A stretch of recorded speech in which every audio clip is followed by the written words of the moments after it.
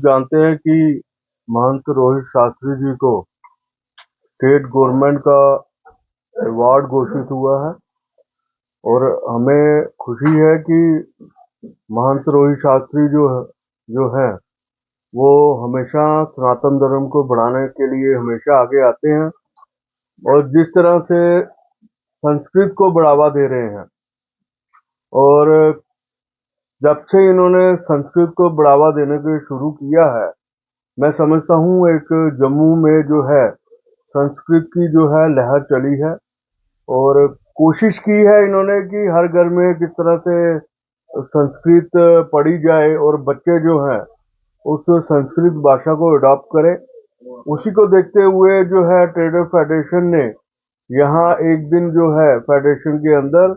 और बाहर जो है एक संस्कृत बाजार लगाया था और जिसकी प्रशंसा जो है हमारे एलजी महोदय साहब ने की थी और उसी को और आगे बढ़ाते हुए और रोहित शास्त्री जी ने मोबाइल वैन जो मोबाइल गुरुकुल जो है जम्मू कश्मीर में शुरू की थी, जो हर एक जगह जगह गांव में जाके जो है संस्कृत के लोग जो पढ़ने के इच्छुक हो वो पढ़ सके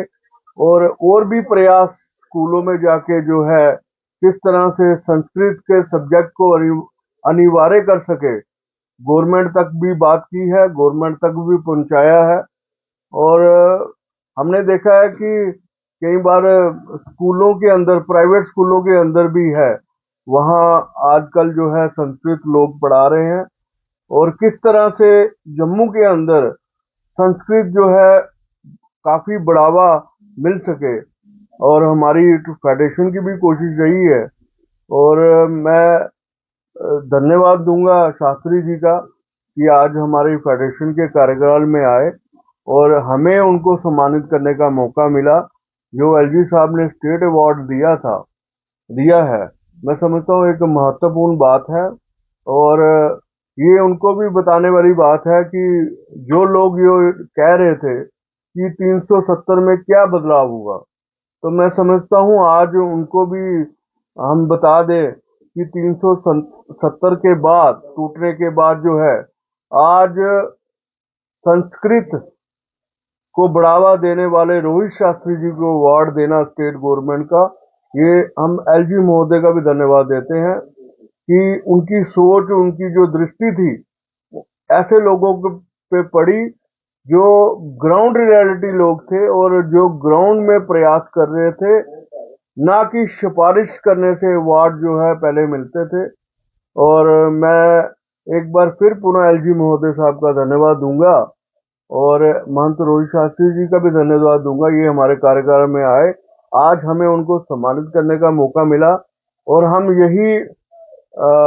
यही आश्वासन और यही हमें विश्वास है कि रोहित जी जिस तरह से अपने संस्कृत को बढ़ावा देने के लिए और सनातन धर्म को आगे बढ़ाने के लिए कार्य कर रहे हैं और इसी तरह जो है वो बढ़ाते रहेंगे और जम्मू में जो है किस तरह से लोगों तक, मैं यही कहूंगा कि अगर मेरे बच्चे भी संस्कृत पढ़े, हम सब के बच्चे जो है संस्कृत पढ़े तो तभी जो है हम कामयाब हो सकेंगे। संस्कृत पढ़ने से हम वेदों का वेद जो है पूरे संस्कृत में है, उसका ज्ञान जो है हम लोगों को मिल सकता है। अपने घरों में जो है खुशहाली आ सकती है, अपने घरों में जो है एक पॉजिटिविटी जो है, मैं समझता हूँ जिस तरह से प्राचीन कालों में जो है